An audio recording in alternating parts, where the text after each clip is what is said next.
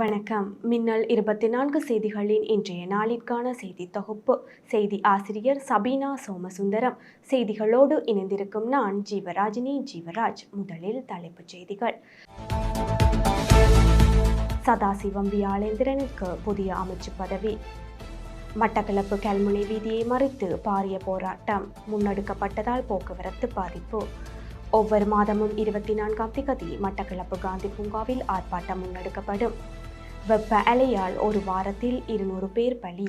இன்றைய செய்திகளுக்கு பிரதான அனுசரணை வழங்குவோர் எஸ்என் எலக்ட்ரானிக்ஸ், களுவாஞ்சிக்குடி, மட்டக்களப்பு. களுவாஞ்சிக்குடி வைத்தியசாலைக்கு முன்பாக அமைந்துள்ள சிங்கர் நிறுவனத்தின் அங்கீகரிக்கப்பட்ட விற்பனை முகவரான எஸ்என் எலக்ட்ரானிக்ஸில் உங்கள் வீடுகளுக்கு தேவையான அனைத்து விதமான பொருட்களையும் நியாயமான விலையிலும் தரமானதாகவும் கொள்வனவு செய்யலாம். தொடர்புகளுக்கு 07773796000 மற்றும் 07761570043.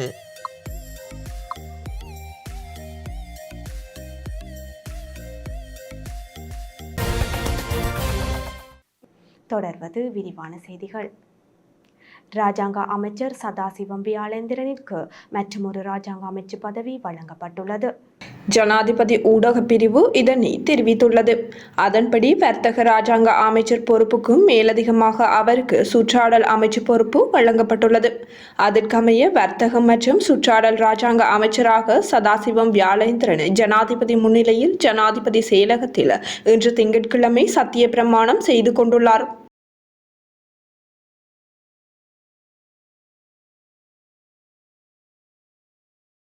கல்முனை வடக்கு பிரதேச செயலகத்திற்கு முன்பாக பாரிய ஆர்ப்பாட்டம் ஒன்று முன்னெடுக்கப்பட்டிருந்தமையினால் மட்டக்களப்பு கல்முனை பிரதான வீதியின் போக்குவரத்திற்கு இடையூறு ஏற்பட்டது. அத்துடன் பிரதேச செயலகத்தின் நுழைவாயிலை பூட்டிய நிலையில் அதிகாரிகளை உள்நுழைய விடாமல் பொதுமக்கள் ஆர்ப்பாட்டத்தில் ஈடுபட்டனர். கல்முனை வடக்கு பிரதேச செயலகத்திற்கு எதிராக இடம்பெறும் நிர்வாக அடக்குமுறைகளை கண்டித்தும் அதற்கான உரிய தீர்வு கோரியும் தொடர்ச்சியாக 92 நாட்களாக போராட்டம் முன்னெடுக்கப்பட்டு வருகின்ற நிலையில் இன்று பாரிய ஆர்ப்பாட்டம் இடம்பெற்றது. இந்த ஆர்ப்பாட்டம் காரணமாக மட்டக்களப்பு கல்முனை வீதி தடைப்பட்டிருந்ததால் வாகனங்களை மாற்று வீதிகளில் அனுப்புவதற்கு போலீசார் நடவடிக்கை எடுத்திருந்தனர். இந்நிலையில் மாவட்ட அரசாங்க அதிபர் சிவில் சமூக செயற்பாட்டாளர்களிடையே கலந்துரையாடல் இடம்பெற்று போராட்டம் தற்காலிகமாக நிறுத்தப்பட்டது. ஒவ்வொரு மாதமும் 24ஆம் திகதி மட்டக்களப்பு காந்தி பூங்காவில் வலிந்து காணாமல் ஆக்கப்பட்டவர்களின் உறவுகள் சங்கத்தினரினால் ஆர்ப்பாட்டம் முன்னெடுக்கப்படும் என அச்சங்கத்தின் தலைவி அமிலநாயகி தெரிவித்துள்ளார். மட்டக்களப்பு காந்தி பூங்காவில் இன்று திங்கட்கிழமை வலிந்து காணாமல் ஆக்கப்பட்டவர்களின் உறவுகளினால் ஆர்ப்பாட்டம் ஒன்று முன்னெடுக்கப்பட்டது. இதன்போது அவர் இவ்வாறு தெரிவித்தார். மேலும் இந்த ஆர்ப்பாட்டங்களை தமக்கு பின் இளம் சந்ததியினர் முன்னெடுத்துச் செல்வார்கள் என்றும் நீதி கிடைக்கும் வரையில் இவ்வாறான ஆர்ப்பாட்டங்கள் தொடரும் என்றும் அவர் தெரிவித்தார். ஆனால் இல்லை, இளம் சந்ததி இதை கொண்டு போகும் தொடர்ச்சியான இந்த கவனிப்பு போராட்டத்தின் ஊடாக இனி ஒவ்வொரு மாதமும் 24ஆம் தேதி இந்த காந்தி பார்க்கில் எங்களுடைய காணாமல் ஆக்கப்பட்ட உறவுகள் எங்களோட உரிமைக்காக, எங்களோட உறவுகளுக்கு என்ன நடந்தது என்பதை கேட்பதற்காக நாங்கள் இந்த இடத்துல ஒன்று கூடி ஒவ்வொரு மாதமும் 24ஆம் தேதி அனைத்து ஆசிரியர்களும் தொழிற்சங்க நடவடிக்கைகளில் கலந்து கொள்ள வேண்டும். அத்துடன் எந்த அச்சுறுத்தலுக்கும் ஆசிரியர்கள் அடிபணிய தேவையில்லை என மட்டக்களப்பு மாவட்ட ஆசிரியர் சங்க செயலாளர் பொன்னுத்துறை உதயரூபன் தெரிவித்துள்ளார். ஆசிரியர்கள் முன்னெடுக்கவுள்ள தொழிற்சங்க நடவடிக்கை தொடர்பாக இன்று திங்கட்கிழமை பிற்பகல் 3 மணி அளவில் மட்டு ஊடக அமையத்தில் ஊடக சந்திப்பொன்று இடம்பெற்றது. இதன்போது பொன்னுத்துறை உதயரூபன் இவ்வாறு தெரிவித்தார். 26ஆம் தேதி சகல ஆசிரியர்கள் தங்கள் சுயின போராட்டத்தினை, அதாவது தங்களுடைய அதிபர்களுக்கு அறியப்படுத்துமாறும் இந்த தொழிற்சங்க நடவடிக்கைகள் ஏற்கனவே கல்வி அமைச்சுக்கு நாங்கள் நாடு பூராவும் நடைபெறுகின்ற இந்த தொழிற்சங்க நடவடிக்கை தொடர்பாக அறிவிப்பு நாங்கள் விடுத்திருக்கின்ற காரணத்தினால் எந்த ஆசிரியர்களும் எந்த அடுத்தது அச்சுறுத்தலுக்கும் அடிபணிய வேண்டிய அவசியம் இல்லை என்பதை நாங்கள் இங்கு உங்களுக்கு உத்தரவாதம் அளிக்கின்றோம். மூதூர் இருதயபுரத்தில் திறக்கப்பட்டுள்ள மதுபான சாலையை மூடுமாறு வலியுறுத்தி குறித்த மதுபான சாலைக்கு முன்னால் இன்று திங்கட்கிழமை கவன ஈர்ப்பு போராட்டம் முன்னெடுக்கப்பட்டது. இதனை பிரதேச மக்கள் ஒன்றிணைந்து ஏற்பாடு செய்திருந்தனர். குறித்த ஆர்ப்பாட்டத்தில் பெண்களே அதிகளவில் பங்கு பெற்றிருந்தனர். தற்காலிகமாக மூடப்பட்டிருந்த குறித்த மதுபான சாலை இன்று காலை மீண்டும் திறக்கப்பட்ட நிலையில் பொதுமக்கள் மதுபான சாலைக்கு முன்னால் நின்று சுலோகங்களை ஏந்தி கோஷங்களை எழுப்பி ஆர்ப்பாட்டத்தில் ஈடுபட்டதை அடுத்து மதுபான சாலையை மூடப்பட்டது. இதன்போது குறித்த மதுபான சாலையை நிரந்தரமாக மூடுவதற்கு நடவடிக்கை மேற்கொள்ள வேண்டும் என பொதுமக்கள் கோரிக்கை விடுத்தனர். அத்தோடு குறித்த இடத்தில் கொட்டில் அமைத்து சுழற்சி முறையில் போராட்டத்தை முன்னெடுப்பதற்கு முனைந்தபோது அவ்விடம் வந்த போலீசார் கொட்டில் அமைப்பதை தடுத்து நிறுத்தியுள்ளனர். மட்டக்களப்பு கிரான் புலிப்பாய்ந்தகல் தொடக்கம் முருத்தானி வரையான வீதி செப்பனிடுதலுக்கான ஆரம்ப நிகழ்வு நேற்று ஞாயிற்றுக்கிழமை இடம்பெற்றது.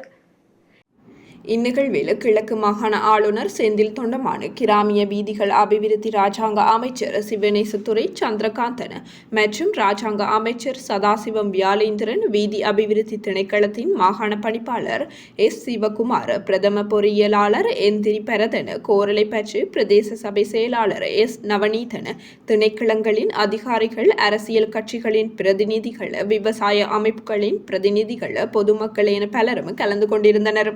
இலங்கை மத்திய வங்கியின் ஆளுநர் நந்தலால் வீரசிங்க நேற்று ஞாயிற்றுக்கிழமை மாலை கிழக்கு பல்கலைக்கழகத்திற்கு விஜயம் மேற்கொண்டுள்ளார். இதன்போது நாட்டின் முன்னேற்றத்திற்கு கிழக்கு பல்கலைக்கழகம் எப்படி பங்காற்ற முடியும் என்பது தொடர்பாக கலந்துரையாடப்பட்டது. முக்கியமாக ஏற்றுமதி சார்ந்த ஆலோசனைகள் முன்வைக்கப்பட்டதுடன் ஏற்றுமதி எப்படி நாட்டின் முன்னேற்றத்திற்கு பாரிய பங்களிப்பு செய்யும் என ஆலோசிக்கப்பட்டது. விவசாயம், மீன்பிடி, சிறுதானியம் மற்றும் சுற்றுலாத்துறைகளை முன்னேற்றுவது தொடர்பான யோசனைகள் மற்றும் திட்டங்கள் கிழக்கு பல்கலைக்கழக பீடாதிபதிகள் மற்றும் துறைசார் வல்லுநர்களினால் மத்திய வங்கி ஆளுநரிடம் முன்வைக்கப்பட்டது. இந்த கலந்துரையாடலில் கிழக்கு பல்கலைக்கழக துணைவேந்தர் வல்லிபுரம் கனகசிங்கம், பீடாதிபதிகள், துறைசார் வல்லுநர்கள், தென்கிழக்கு பல்கலைக்கழக பதில் துணைவேந்தர், துறைசார் வல்லுநர்கள், மத்திய வங்கி, திருகோணமலை பிராந்திய அலுவலக மற்றும் கிழக்கு பல்கலைக்கழக பொருளாதார வல்லுநர்கள் என பலரும் கலந்து கொண்டிருந்தனர். நாம் ஏற்றுமதியில் கவனம் செலுத்த வேண்டும், ஏற்றுமதிசார் பொருளாதாரத்தை உருவாக்க வேண்டும் என ஜனாதிபதி ரணில் விக்ரமசிங்க தெரிவித்தார். மட்டக்களப்பிற்கு விஜயம் மேற்கொண்ட ஜனாதிபதி ரணில் விக்ரமசிங்க கோல்டன் ரிவர் ஹோட்டலில் நேற்று ஞாயிற்றுக்கிழமை நடைபெற்ற இளையோர் அணி சந்திப்பில் கலந்து கொண்டார். இதன்போது மட்டக்களப்பு மகாஜன கல்லூரியின் மாணவியொருவர் ஜனாதிபதியிடம் வினவிய கேள்விக்கு பதிலளிக்கையிலேயே அவர் இதனை தெரிவித்தார். திறந்த உலகில் எமது சந்தைகளை வலுவூட்ட வேண்டும் என்பதில் எனக்கு மாற்று கருத்து கிடையாது. நமது நாட்டின் உற்பத்திகளை ஏற்றுமதி செய்வது குறித்து இதுவரையில் கவனம் செலுத்தவில்லை. நாம் ஏற்றுமதியில் கவனம் செலுத்த வேண்டும் என ஜனாதிபதி பதிலளித்தார். குறித்த மாணவியுடன் ஜனாதிபதி சகஜமாக நட்புடன் உரையாடியிருந்தமை குறிப்பிடத்தக்கது. Your favorite singer? My favorite singer, Yuvan Shankar Raja. Aren't we importing his songs here? கடந்த தினங்களுடன் ஒப்பிடுகையில் இன்று திங்கட்கிழமை தங்கத்தின் விலை சற்று வீழ்ச்சியை பதிவு செய்துள்ளது. இதன்படி இன்றைய தினம் 22 கேரட் தங்கம் 1,83,850 ரூபாவாகவும் 24 கேரட் தங்கம் 2,550 ரூபாவாகவும் பதிவாகியுள்ளது. மேலும் 22 கேரட் தங்கம் 1 கிராமின் விலை 22,990 ரூபாவாக பதிவாகியுள்ளமை குறிப்பிடத்தக்கது. தொடர்வது வெளிநாட்டு செய்திகள். வட இந்தியாவை தாக்கும் வெப்ப அலை காரணமாக கடந்த வாரத்தில் மாத்திரம் புதுடில்லியில் 200 வீடற்ற மக்கள் பலியானதாக வீடற்றவர்களுக்கு உதவும் தன்னார்வ குழு தெரிவித்துள்ளது. இந்த நிலையில் கடந்த 2 நாட்களில் 52 உடல்கள் மருத்துவமனைகளுக்கு கொண்டுவரப்பட்டதாக இந்திய ஊடகம் ஒன்று செய்தி வெளியிட்டுள்ளது. அவர்களில் பெரும்பாலானோர் திறந்த வெளியில் வேலை செய்யும் ஏழைகள் என்று தகவல் வெளியாகியுள்ளது. இதேவேளை இந்த கோடை காலத்தில் இந்தியாவில் 40,000க்கும் மேற்பட்டவர்கள் வெப்ப பக்கவாதத்தினால் பாதிக்கப்பட்டுள்ளனர். இதற்கிடையில் வடமேற்கு மற்றும் கிழக்கு இந்தியாவில் வழக்கமான வெப்ப அலையை விட தற்போது 2 மடங்கு அதிகமான வெப்பம் பதிவாகியுள்ளதாக தெரிவிக்கப்படுகின்றது. ரஷ்யாவின் வடபகுதியில் உள்ள டாகெஸ்தான் குடியரசில் கிறிஸ்தவ தேவாலயங்கள், ஜூத வழிபாட்டு தலங்கள் மீது மேற்கொள்ளப்பட்டுள்ள தாக்குதலில் பலர் கொல்லப்பட்டுள்ளனர். ஆயுதமேந்திய நபர்கள் போலீசார் மீதும் தாக்குதலை மேற்கொண்டுள்ளதாக அந்நாட்டு செய்திகள் தெரிவிக்கின்றன. டெர்பன் மற்றும் மகச்சலா நகரங்களில் பெந்தகோஸ் மத பிரிவினரின் மத வழிபாட்டு நிகழ்வின் போது இந்த தாக்குதல் இடம்பெற்றுள்ளது. 7 போலீசார், மதகுரு பாதுகாப்பு உத்தியோகஸ்தர் உட்பட பலர் கொல்லப்பட்டுள்ளனர். தாக்குதலை மேற்கொண்டவர்களில் 6 பேர் கொல்லப்பட்டுள்ளனர் என அந்நாட்டு ஊடகங்கள் செய்தி வெளியிட்டுள்ளன. டேர்பன் என்ற பிரதேசத்தில் உள்ள யூதர் வாழ்ந்து வரும் பகுதியில் உள்ள யூத வழிபாட்டு தலம் மீதும் கிறிஸ்தவ தேவாலயம் மீதும் தாக்குதல் மேற்கொண்ட நபர்கள் பின்னர் அவற்றிற்கு தீ மூட்டியுள்ளனர். தொடர்வது விளையாட்டு செய்திகள். இலங்கைக்கு சுற்றுப்பயணத்தை மேற்கொண்டுள்ள மேற்கிந்திய தீவுகள் மகளிர் அணிக்கும் இலங்கை மகளிர் அணிக்கு இடையிலான முதலாவது 20-20 போட்டியில் இலங்கை மகளிர் அணி 4 விக்கெட்கள் வித்தியாசத்தில் வெற்றி பெற்றுள்ளது. அம்பாந்தோட்டை மைதானத்தில் நடைபெற்ற இந்த போட்டியில் நாணய சுழற்சியில் வெற்றி பெற்ற இலங்கை மகளிர் அணி முதலில் பந்து வீச்சை தெரிவு செய்தது. இதன்படி முதலில் துடுப்படுத்தாடிய மேற்கிந்திய தீவுகள் மகளிர் அணி நிர்ணயிக்கப்பட்ட 20 ஓவர்கள் நிறைவில் 8 விக்கெட்டுகள் இழப்பிற்கு 134 ஓட்டங்களை பெற்றுக்கொண்டது. இதற்கமைய 135 ஓட்டங்கள் என்ற வெற்றி இலக்கை கொண்டு களம் இறங்கிய இலங்கை மகளிர் அணி 18.4 ஓவர்களில் 6 விக்கெட்டுகள் இழப்பிற்கு 137 ஓட்டங்களை பெற்று வெற்றி கொண்டது. இத்துடன் இன்றைய நாளிற்கான எமது செய்தி தொகுப்பு நிறைவடைகிறது. வார நாட்களில் மாலை 6 மணிக்கு எமது செய்திகளை எதிர்பாருங்கள். மேலதிக செய்திகளை பார்வையிட www.minal24.com என்ற எமது இணையதளத்திற்குள் பிரவேசியுங்கள். நன்றி. SN electronics Kaluvanchikudy Batticaloa.